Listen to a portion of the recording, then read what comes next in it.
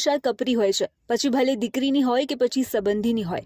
કહેવાય છે ને કે ક્યાંક જવા માટે ક્યાંકથી નીકળવું જ પડે છે, પણ લોકોનો પ્રેમ, સંબંધ અને હૂંફ આંખ જ ભીની કરી દે છે. આવી જ વાત છે ડીસાના ચોરા પ્રાથમિક શાળાના શિક્ષક દંપતીની, જ્યાં વિદાયના દ્રશ્ય સામે આવ્યા હતા અને વિદાયનો પ્રસંગ પણ એવો હતો કે આખું ગામ રડવા લાગ્યું અને સાથે બાળકો. કારણ કે ઘણા વર્ષોથી એક જ ગામમાં શિક્ષણની સાથે ગામના વિકાસ અને સામાજિક ઉત્થાન માટે શિક્ષક દંપતીએ ગામ લોકોનો પ્રેમ જીત્યો છે, હૂંફ મેળવી ચોરા ગામને કર્મભૂમિ બનાવીને પોતાના ગામ તરીકે સ્વીકારીને આપ્યું. ગામના જ બાળકોને સાચું શિક્ષણ અને એ જ શિક્ષણ થકી ગામ લોકો અને બાળકોની આંખમાં આંસુ લાવવા માટે મજબૂર બન્યું. કારણ કે વિદાય લેનાર શિક્ષક નહીં પોતાના બનીને શિક્ષણની જ્યોત ગામમાં પ્રગટાવી હતી.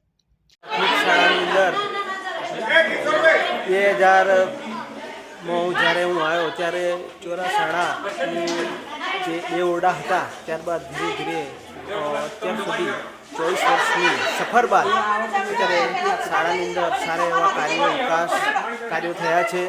તેમજ મોટાભાગના જે ગામ લોકોના સાથ સહકારથી શાળાની અંદર સુંદર કામગીરી કરેલી છે. શાળાઓમાં કેમ્પસ નિર્માણમાં સહયોગ આપેલો છે. ગામની અંદર વ્યસન મુક્તિકરણ કાર્યક્રમ કરેલું છે. યોગ શિબિર જેવા કાર્યક્રમો કરેલા છે. વાત છે કિશોરભાઈ પરમાર અને આનંદીબેન પરમારની. તો બંને જણે 25 વર્ષ સુધી શાળામાં શિક્ષક તરીકે સેવા આપી હતી.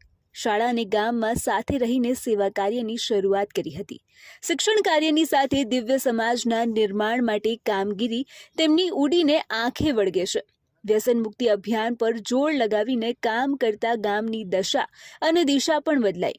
RSS સાથે રહીને સામાજિક ઉત્થાન માટેની કામગીરી લોકો માટે વિશેષ યાદગીરી રૂપ સાબિત થઈ. આ તમામ કામગીરીથી શિક્ષક દંપતી ગામ લોકોના સાચા અર્થમાં ગુરુજી બન્યા હતા.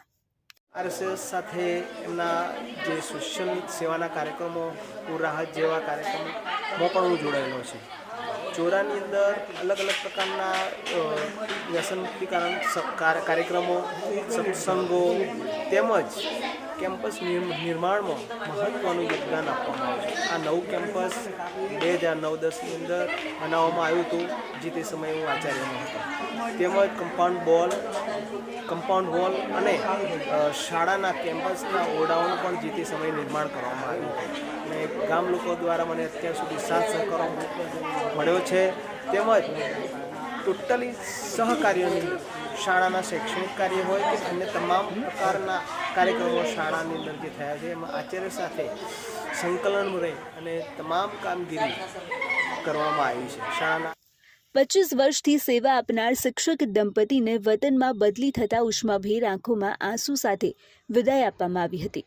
અનેક ભેટ સોગાદ, નવીન જગ્યાએ ફરી શિક્ષણની જ્યોત ઝળહળતી રાખવાના આશીર્વચન આપવામાં આવ્યા હતા.